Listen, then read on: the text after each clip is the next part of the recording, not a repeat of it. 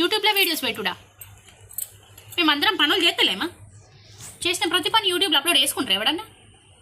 భయం ఉందా అసలు? ఆడపిల్లల వీడియోస్ యూట్యూబ్లో అప్లోడ్ చేస్తారా? రీల్సా? బ్రేకప్ రీల్సా? ఏమో అయింది కావచ్చు బ్రేకప్. ఫీల్ లేకుండా సాంగ్ ఎట్లా చేస్తారు? ఎవరికి తెలుసు? అయింది కావచ్చు. ఎంత సంపాదిస్తారు వీడియోలు పెట్టుకోవడానికి? ఎవల భయం అని ఉండద్దా? ఎవల భయం లేదు. సుతారం అని ప్రతి ఒక్కటి వీడియోలు పెట్టుడట. ఎవల భయం లేకుండా మొగని భయం అని ఉండద్దా? అది కూడా లేదు. సో ఇలా మాట్లాడిన వాళ్ళ నన్ను ఎంకరేజ్ చేసిన వాళ్ళు కూడా ఉన్నారు. సో ఇక్కడ hi friends, welcome back to our channel V sisters.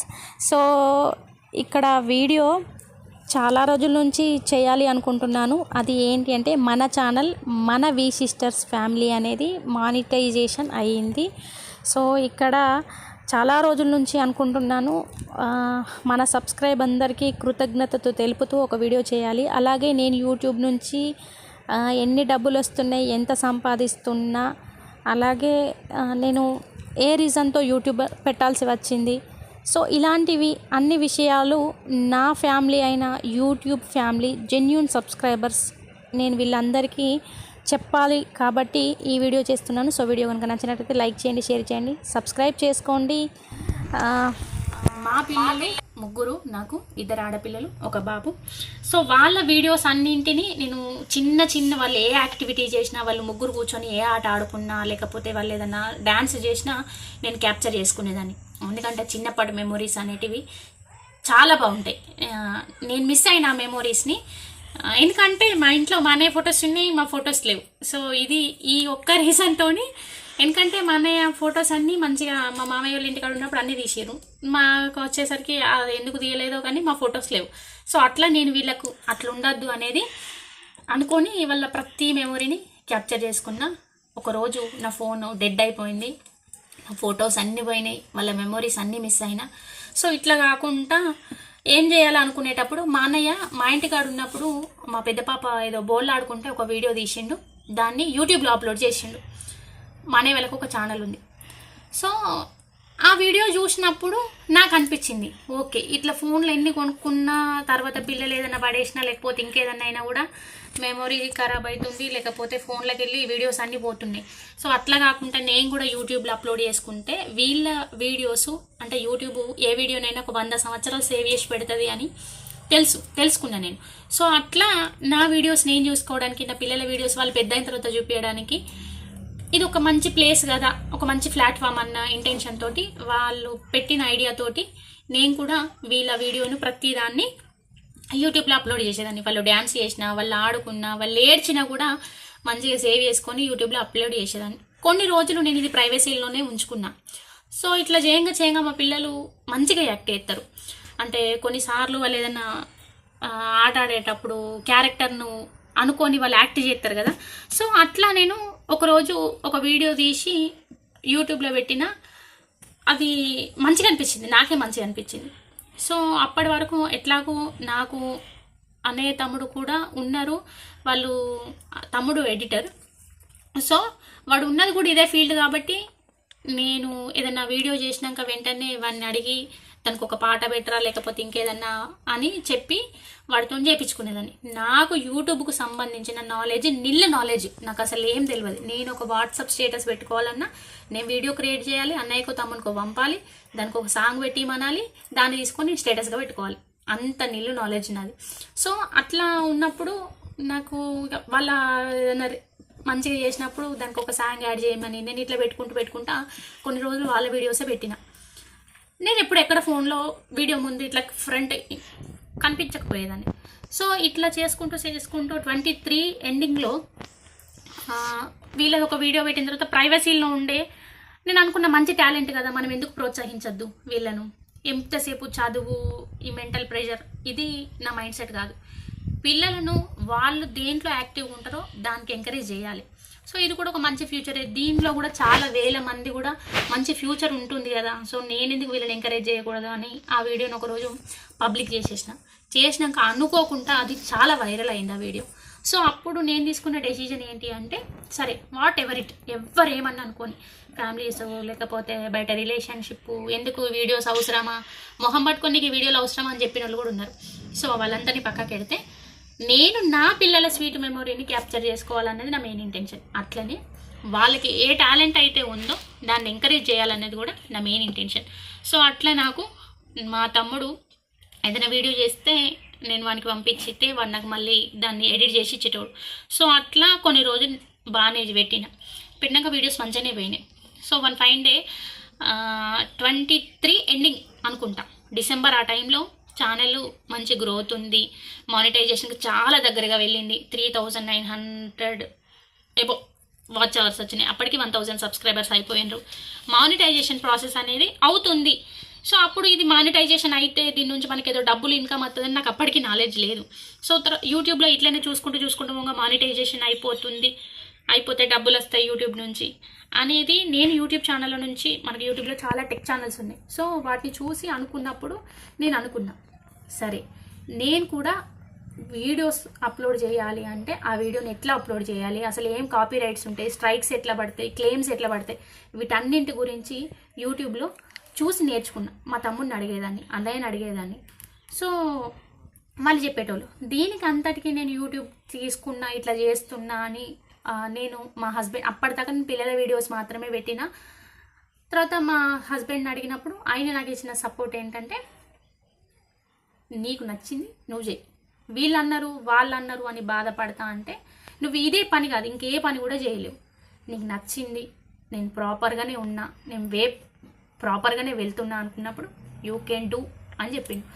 So అప్పుడు నేను కొంచెం మెల్లమెల్లగా మేమిద్దరం, మా హస్బెండ్ నేను ఏదైనా వీడియో రీల్ చేసినా కూడా మెల్లగా అప్లోడ్ చేయడం స్టార్ట్ చేసిన. సో అప్పుడు ఈ సో కాల్డ్ సొసైటీ అంతా వీడియోసా రీల్సా అవసరమా, నాకు అప్పుడు ఒక డౌట్ అనిపించింది. అరే బయట భరత్లల్లో డీజేలల్లో అసలు ఎవరు చూస్తారో తెలియకుండా డ్యాన్స్ చేసేదానికంటే ఘోరం అయితే కాదు కదా నేను చేసేది. ఎందుకు వీళ్ళు ఇంత ఇట్లా పాయింట్అవుట్ చేసి ట్రిగర్ చేసి మనిషిని ఇంత నొప్పియాలని ఇట్లా చేయాల్సిన అవసరం ఏమున్నది. అసలు కొన్ని రోజులు ఫీల్ అయినా వీడియోస్ పెట్టడం బంద్ చేసిన. అప్పుడు నాకు మళ్ళా బూస్టప్ ఇచ్చింది మాత్రం ఖచ్చితంగా మా హస్బెండ్. ఎందుకు అంటే, నువ్వేం చేస్తున్నావో నాకు తెలుసు, ఇన్ ఫ్రంట్ ఆఫ్ కెమెరా ముందు నువ్వు కెమెరా ముందున్నా కెమెరా బ్యాక్ వీడియో తీసేది నేనే కదా, నాకు తెలుసు కదా, నువ్వు ఎవరికో సమాధానం ఎందుకు చెప్తావు, నువ్వు చేసేది ఏం చేస్తున్నావు అనేది నా కళ్ళ ముందే జరుగుతుంది అన్నప్పుడు అప్పుడు స్ట్రాంగ్గా ఫిక్స్ అయినా.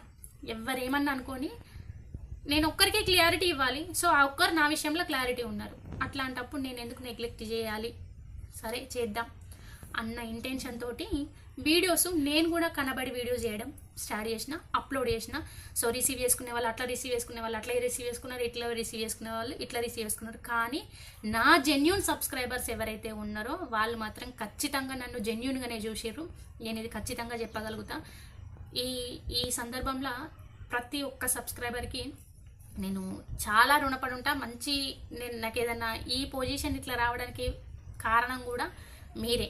ఎందుకు అంటే నన్ను ఒక 4-5 వెక్కిరిచ్చి ఉన్నా నాకు ఒక 4000 మంది సబ్స్క్రైబర్స్ వచ్చిండ్రు అని అంటే నేను చేసింది కేవలం 4కే నచ్చలేదు, బట్ 4000 మందికి నేను చేసే వీడియోస్ నచ్చుతున్నాయి, నేను చేసే పని నచ్చుతుంది. సో ఇంకా స్ట్రాంగ్గా ఫిక్స్ అయినా, నేను ఏ పని చేసినా